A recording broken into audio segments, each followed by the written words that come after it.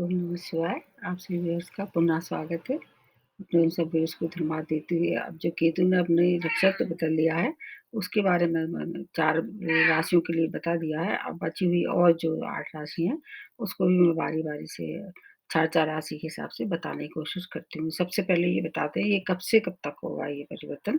2-3 जून के लगभग होगा ये और उसके बाद फिर ये पूरे वर्ष भर अभी वृश्चिक राशि में है और फिर ये राशि वही रहेगी लेकिन ये अपना नक्षत्र बदल रहे हैं। अभी ज्येष्ठा नक्षत्र में है, फिर ये अनुराधा नक्षत्र में प्रवेश करेंगे और ये लगभग पूरे वर्ष इसी राशि में रहने वाले हैं। अब बताते हैं कि और क्या-क्या विशेषताएँ होंगी इस समय। अभी ये ज्येष्ठ नक्षत्र में है, जो कि बुध का नक्षत्र था। अनुराधा किसका? शनि का नक्षत्र है और शनि अभी वक्री हो चुके हैं, सबको पता है। और ये अनुराधा नक्षत्र के चौथे चरण में प्रवेश करने वाले हैं। जो चौथा चरण किसका है? ये है मंगल का है और अभी ये राशि जो जिसमें बैठे हैं वो भी मंगल की राशि है। इस तरह से मंगल की भूमिका बहुत ज़्यादा प्रबल हो जाएगी इस दौरान और 2 जून से लेके और 22 जुलाई तक अभी मंगल भी कैसे रहने वाले हैं, नीच राशि में रहने वाले हैं, सभी के लिए ये थोड़ी स्थिति मंगल की सोचनीय हो सकती है।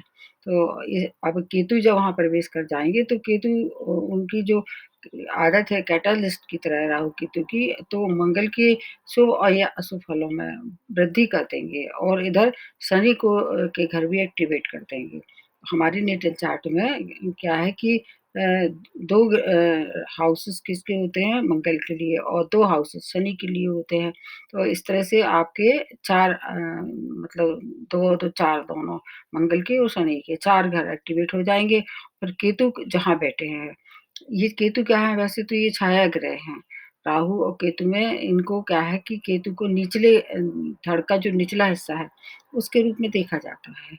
इनकी अपनी कोई ना राशि होती है, ना इनका कोई अपनी अलग कोई इनका पहचान होती है। लेकिन जिस राशि के साथ ये बैठते हैं, उसी तरह के गुण-धर अपना लेते हैं। वैसे ज्योतिष में ऐसा माना जाता है कि राहु किस तरह रहते हैं, शनि की तरह गुण-धर्म वाले होते हैं और केतु मंगल की तरह रहते हैं। उनके जो गुण-धर्म होते हैं वो मंगल की तरह होते हैं मतलब जो रिज़ल्ट देते हैं, अचानक देते हैं, क्विक देते हैं। इसलिए अब इस समय और ज़्यादा पावरफुल हो जाएँगे क्योंकि इनको अपने ही तरह गुण-धर्म वाले राशि को संगन मतलब उनका साथ मिल रहा है और ये काफ़ी लंबे समय से रहने वाले हैं आगे भी। तो इस तरह से मंगल की भूमिका इस समय सबसे ज़्यादा हर एक राशि वालों के लिए ये तय करेगी कि आपके लिए ये जो नक्षत्र परिवर्तन है वो कैसा रहेगा। क्रूर ग्रह और जो पापी ग्रह हैं वो 3, 6, 11 में सबसे अच्छा फल देते हैं। लेकिन कुछ-कुछ ऐसे ग्रह हैं जैसे मंगल है, शनि है और केतु भी है, राहु भी है, 10वें घर को भी अच्छा कंफर्टेबल महसूस करते हैं और कई लोगों का ऐसा मानना है कि 11th भाव में भी केतु अच्छे रिज़ल्ट देते हैं। 10th भाव में जब ये आते हैं तो ये क्या है कि जहाँ आप काम कर रहे हैं उसको कार्यक्षेत्र को बदलवा देते हैं। 11th भाव में तो हर एक प्लैनेट अच्छा ही फल देता है। तो ये स्थिति जो है वो सभी लोगों के लिए अच्छी जहाँ तक है कि कुछ घरों को छोड़ के सभी घर में अच्छे फल देते हैं। और एक और विशेष बात इसमें ये है कि ये ग्रह किसके हैं? अध्यात्म के ग्रह हैं। तो जो धनु धनु राशि और जो मीन राशि मतलब गुरु की राशियाँ हैं, उसके साथ अगर आपके नेटल चार्ट में है या उसके नक्षत्र में है, गुरु के किसी नक्षत्र में भी है, तब भी आपको अध्यात्म में ये आपकी चरम सीमा तक अगर आप है इंटरेस्ट और उस तरह आप कोशिश कर रहे हैं तो इस अध्यात्म में आपको ऊपर ऊँचाइयों तक पहुँचाते हैं। केतु का निशान जो है ध्वज है पताका, तो जब भी ये देखते हैं तो बहुत ऊँचाइयों से देखते हैं। मतलब एक छोटे-मोटे में इन्हें संतुष्टि नहीं होती है, जो भी काम करते हैं बहुत बुलंदियों से ऊँचाइयों तक करते हैं। इसलिए ये भी देखा जाता है कि केतु किस पोज़ीशन में है, अगर अच्छी पोज़ीशन में है तो वो आपको ऊँचाइयों तक पहुँचा सकता है, उसमें इतनी क्षमता होती है, भले ही छाया ग्रह हैं ये, लेकिन उसके बाद भी इनकी काफ़ी कुछ विशेषताएँ जो राहु में नहीं है। मैं समझती हूँ कि राहु से केतु ज़्यादा अच्छे ग्रह हैं क्रूर ग्रह दोनों हैं लेकिन जो क्वालिटीज़ जो मतलब गुड क्वालिटीज़ है वो केतु में ज़्यादा है। चूँकि राहु क्या है एक बहुत ऐसा ग्रह क्रूर ग्रह के साथ-साथ पापी ग्रह भी है। ये 180 की डिग्री पे एक-दूसरे के साथ रहते हैं, इसलिए इनकी जो राहु की दृष्टि है उसके वजह से केतु ज़्यादा दूषित हो जाते हैं।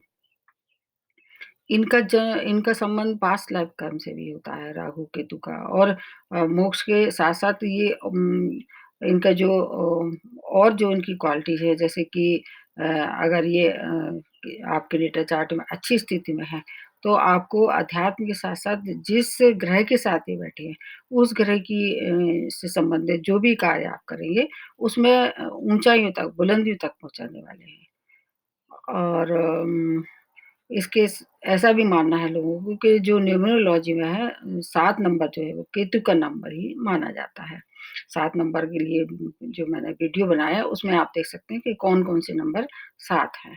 नक्षत्र की भी इसमें बहुत ही ज़्यादा भूमिका है और आपके नेटल चार्ट में अगर ये अच्छी स्थिति में है तो फिर और आपकी महादशा अंतर्दशा केतु की चल रही है, शनि की चल रही है या मंगल की चल रही है, इस समय ये सब बहुत पावरफुल हो जाएँगे। अगर ऐसी स्थिति है तो आपके लिए बहुत ज़्यादा बदलाव की स्थिति है। केतु ज़्यादातर ऐसा कहा जाता है कि स्थान परिवर्तन करा देते हैं। केतु में एक और विशेष बात है ये जो और ग्रह में नहीं है। जितने ये फ़ास्ट मूविंग है, उतने ही शनि स्लो मूविंग प्लैनेट है। तो इस तरह से शनि की जो अभी जो स्थिति थी, उसमें निश्चित रूप से कुछ बदलाव ये करने वाले हैं। ये आप मान के ही चलिए। अगर कार्यों में देरी हो रही थी, तो उसमें प्रगति आना शुरू हो जाएगी। और ऐसे लक्ष्य जो कि आपने पहले से तय कर रखे थे, अब आपको सब लक्ष्यों की प्राप्ति होनी शुरू हो जाएगी। मकर राशि शनि की राशि है और अभी शनि 23 तारीख से वक्री हो चुके हैं। अब ऐसी राशि हैं जिन पे कि साढ़े साती या ढैया चल रहा है। मेरा ऐसा विश्वास है कि ये जो स्थिति है केतु की उसमें अब जो उनके दुष्प्रभाव से जूझ रहे थे उसमें कुछ कमी निश्चित रूप से होगी क्योंकि शनि जो है वो वैसे तो पापी ग्रह हैं लेकिन अगर किसी पे मेहरबान हो जाते हैं और अगर अच्छे घर में हैं, अच्छे भाव में हैं, अच्छी उच्च अवस्था में है तो आपको शनि भी बहुत धन की मात्रा तो बहुत देते हैं लेकिन मानसिक क्लेश ज़रूर बढ़ा देते हैं। 10वें भाव का केतु कई बार ऐसा देखा गया है जीवन में कि मरणोपरांत ज़्यादा प्रसिद्धि देते हैं। उनके नाम पे अगर बहुत सी चीज़ें बन जाती हैं जैसे उनका नाम मतलब देश जहान में पूरी दुनिया में प्रसिद्ध हो जाता है। ये एक राहु में ही विलक्षण है ये कहना चाहिए गुण जो और ज़्यादा और किसी नक्षत्र में या और किसी राशि में नहीं है। वैसे तो धड़ के हिसाब से देखा जाए तो धड़ में तो कोई दृष्टि होती नहीं है, लेकिन फिर भी राहु केतु को 3 दृष्टियों का ऐसा माना जाता है कि इनके पास जो भी पावर है मतलब अपने से जहाँ बैठते हैं वहाँ जैसे गुरु की दृष्टियाँ हैं, ठुक ठीक उसी तरह से रहती हैं। जैसे आपका 5वाँ घर प्रभावित करते हैं, सप्तम घर करते हैं और नवम घर करते हैं, जिस घर में बैठते हैं। तो ये थोड़ी-सी देखना होगा कि आपकी महादशा अंतर्दशा किसकी चल रही है और अगर किस घर में है, अगर वो 3, 6, 11, 10 में है, तो आपको बुलंदियों तक पहुँचाने के लिए आए हैं और एक और विशेष बात है कि कुछ राशियों से इनकी मित्रता है। ये मैं अभी हर एक राशि के हिसाब से बताऊँगी कि कहाँ-कहाँ और रेमेडी सबसे बाद में बताऊँगी। अब अगली जो राशि बनती है, वो सिंह राशि है। सिंह राशि इसके स्वामी राशि सूर्य हैं, जो कि केतु के मित्र नहीं है और ना शनि के भी मित्र हैं। दोनों ही बातें हैं, तो आपको इस तरह से केतु से संबंधित अगर कोई कार्य कर रहे थे या शनि से संबंधित काम जो आप अटका हुआ था, उसमें ये मतलब कुछ ज़्यादा सपोर्ट नहीं करेंगे। आपके 4th भाव में आ रहे हैं, तो ये भाव भी वैसे तो केंद्र का है, लेकिन फिर भी 4th भाव में बहुत कम ग्रह होते हैं जो कारक होते हैं, तो और शनि की दृष्टि से देखें तो आपके शनि आपके 6th भाव के और 7th भाव की लॉर्डशिप है आपकी नेटल चार्ट में। मंगल की भी आपको राशि देखनी होगी, जहाँ 1 नंबर लिखा होगा, जहाँ 8 नंबर लिखा होगा, ये भी एक्टिवेट हो जाएँगे। लेकिन इसमें एक बात अच्छी है कि सूर्य और चंद्रमा मित्र हैं और इनकी मंगल की और चंद्रमा की भी मित्रता है, इसलिए इसका लाभ आपको मिलेगा। मंगल की शुभता आपको चंद्रमा की वजह से मिलने वाली है, तो मंगल आपके भाग्य से है, तो भाग्य से सब कार्य पूर्ण होंगे। जैसे चौथे भाव में अगर आप मिला के देखें, तो चौथा भाव भूमि का है, भवन का है, वाहन का है, माता का भी है।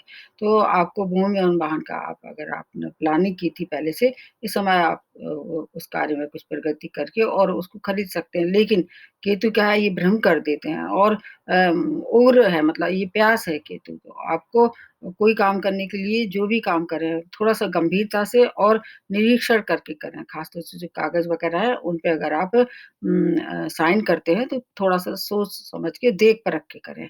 अन्यथा आपको हो सकता है कि ये कुछ गलत सौदा करवा दें। और जहाँ तक कार्यक्षेत्र वाली बात है, तो आपका स्थान परिवर्तन निश्चित रूप से कराएँगे। वो आपका देश या विदेश कहीं भी हो सकता है। और घर से दूर जाके, मतलब जो आप जहाँ आप रह रहे हैं, वहाँ से घर से दूर जाना पड़ सकता है। माता की हेल्थ भी थोड़ी-सी आप हो सकता है उनकी एक्स्ट्रा केयर की आवश्यकता हो, सुख-साधनों में वृद्धि हो सकती है और उसपे व्यय हो सकता है। जो आप कुछ सुख-साधन अपने लिए कुछ सामान खरीद सकते हैं, वो जैसे मैंने बताया मकान, वाहन, ये सब आप खरीद सकते हैं, उसपे व्यय होगा। और विदेशों के लिए अगर आपने ट्राई किया था, अगर वहाँ आप रह रहे हैं और पीआर या मतलब परमानेंट रेज़िडेंस के लिए अगर आपने अप्लाई किया था, इस काम में प्रगति आ सकती है। और ये जो काम होंगे, जो भी क्योंकि सूर्य, मंगल तो मित्र हैं और चंद्रमा से भी इनकी मित्रता है, इसलिए इसका फ़ायदा आपको मिलेगा। और आपको 2 महीने का हर एक राशि वालों के लिए विशेष ध्यान रखना होगा, क्योंकि मंगल जो है वो अभी ये जून और जुलाई का आधा महीना, लगभग 22 जुलाई तक नीच राशि में रहने वाले हैं। तो आपको जो भी कार्य करना है, वो 22 जुलाई की बात करें, तो आपको ज़्यादा सफलता की उम्मीद लगानी चाहिए। आपकी स्वयं की हेल्थ की भी आपको केयर करनी पड़ेगी, क्योंकि सिक्स स्वभाव भी एक्टिवेट हो जाएगा। जहाँ तक है जीवन साथी वाली बात है, जीवन साथी के लिए उन्नति का समय है और अगर आप उनसे मिलके कोई कार्य करेंगे, तो आपको ज़्यादा तरक्की होगी इस समय।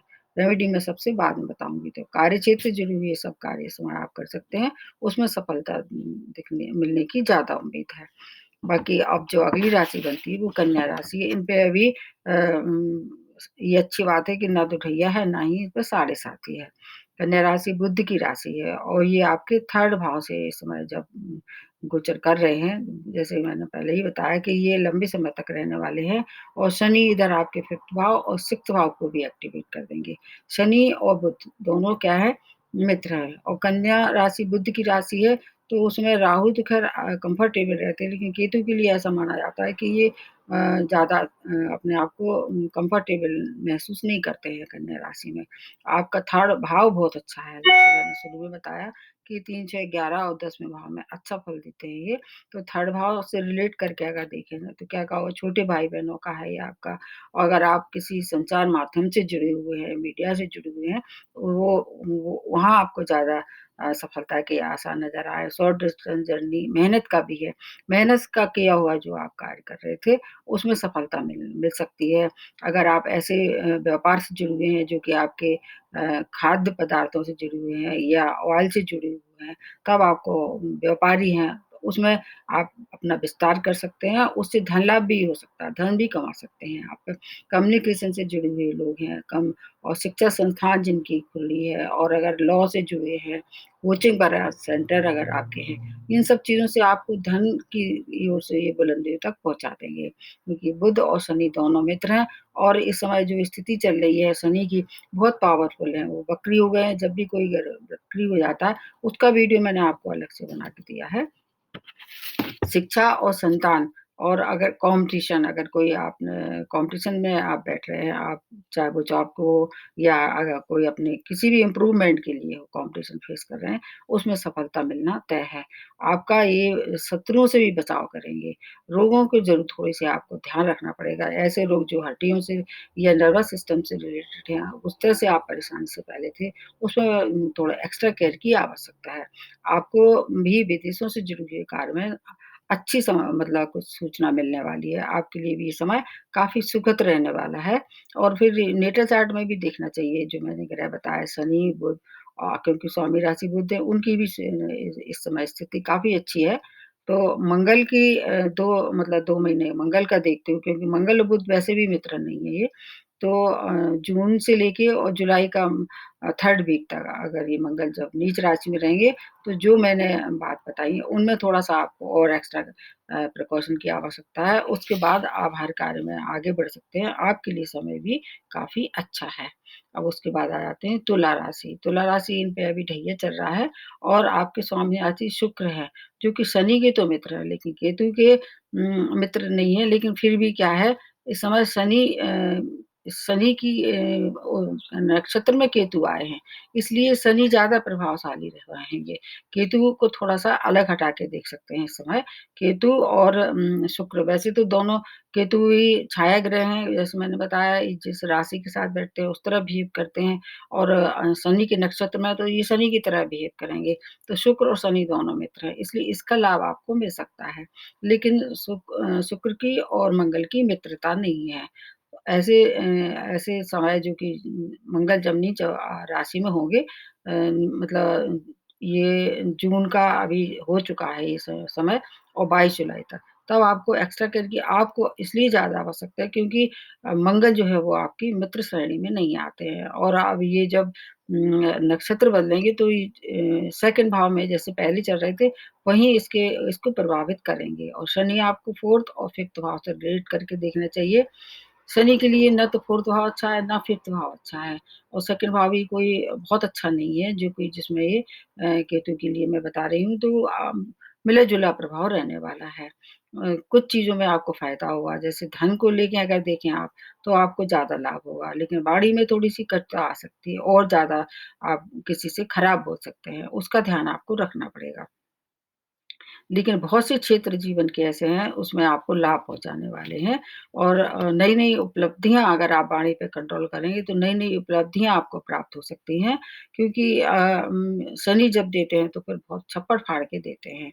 वाणी की कटुता को अगर ध्यान रखते हुए आप बोलें, तो क्या होगा, आपको कार्यक्षेत्र से रिले हुए बहुत से काम जो आपके अटके हुए थे, उसमें आपको सफलता मिलेगी। घर पे आप खर्च कर सकते हैं, संतान पे भी खर्च कर सकते हैं। संतान हायर एजुकेशन के लिए जाना चाह रही थी, उसको भी भेज सकते हैं और अगर आप संतान प्राप्ति के इच्छुक हैं, तो आप इस समय प्रयासरत हैं। अगर मेडिकली कोई प्रॉब्लम है, तो वैसे तो केतु के लिए ऐसा माना जाता है कि 5th भाव में ये अगर होते आ जाते हैं, अगर केतु के दृष्टि से देखें, तो ये 5th भाव ज़्यादा अच्छा नहीं मानते हैं संतान उत्पत्ति के लिए। लेकिन शनि की दृष्टि से देखें, तो शनि इस समय आपको ज़्यादा सपोर्ट करने वाले हैं। क्योंकि तुला राशि में शश नामक जो पंच महापुरुष है, उसका निर्माण हो रहा है।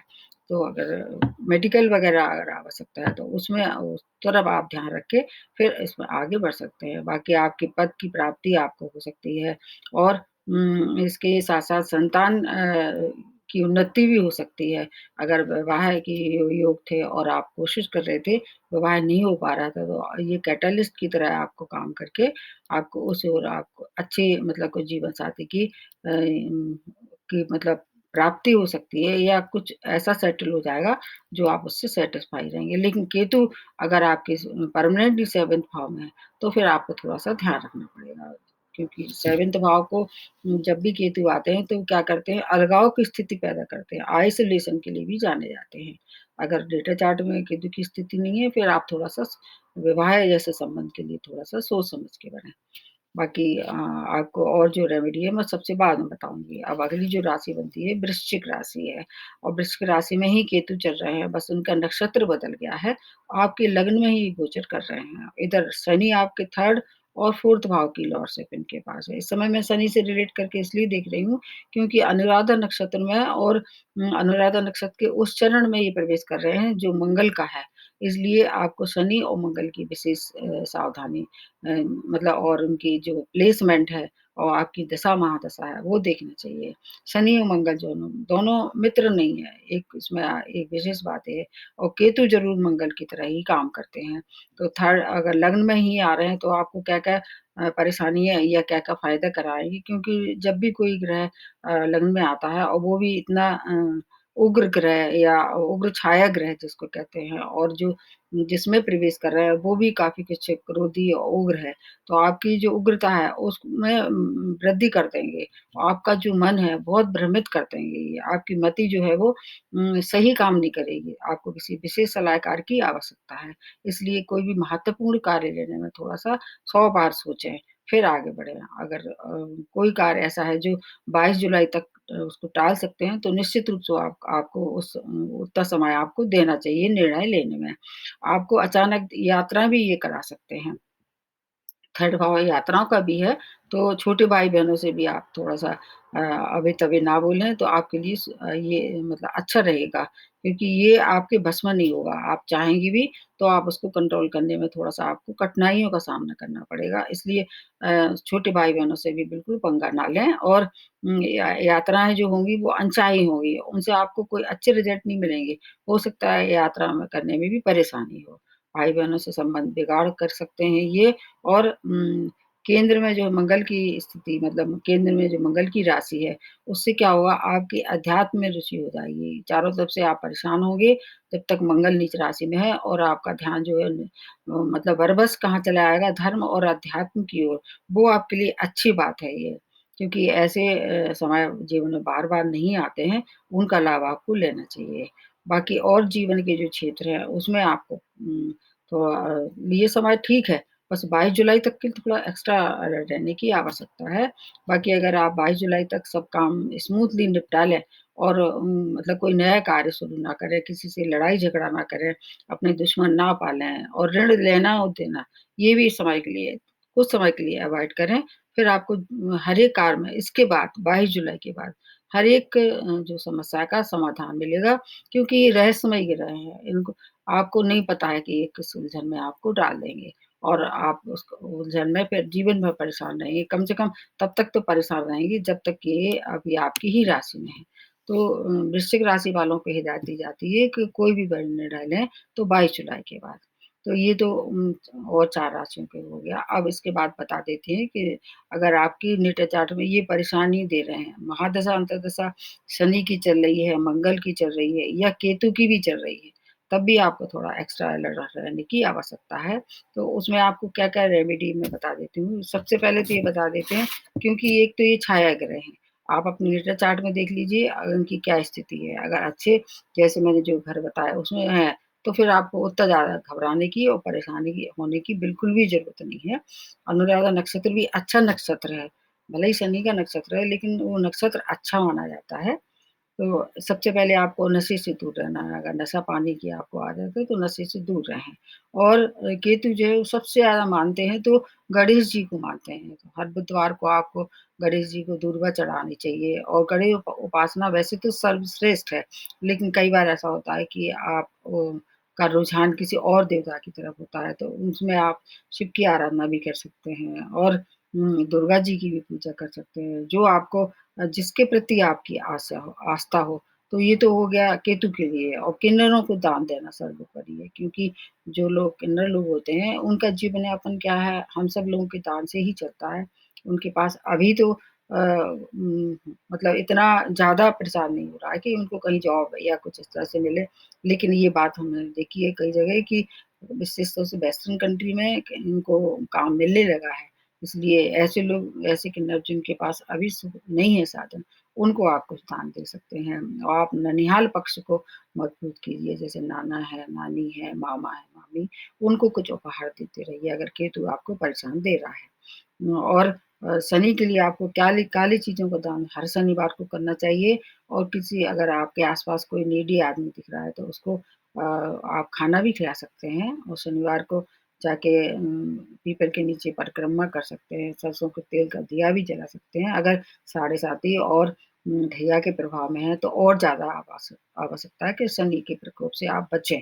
क्योंकि कभी-कभी ऐसा है कि केतु कैटलिस्ट की तरह है और अगर शनि की स्थिति भी बिगड़ी हुई है तो और ज़्यादा आपको धन-हानि करा सकते हैं।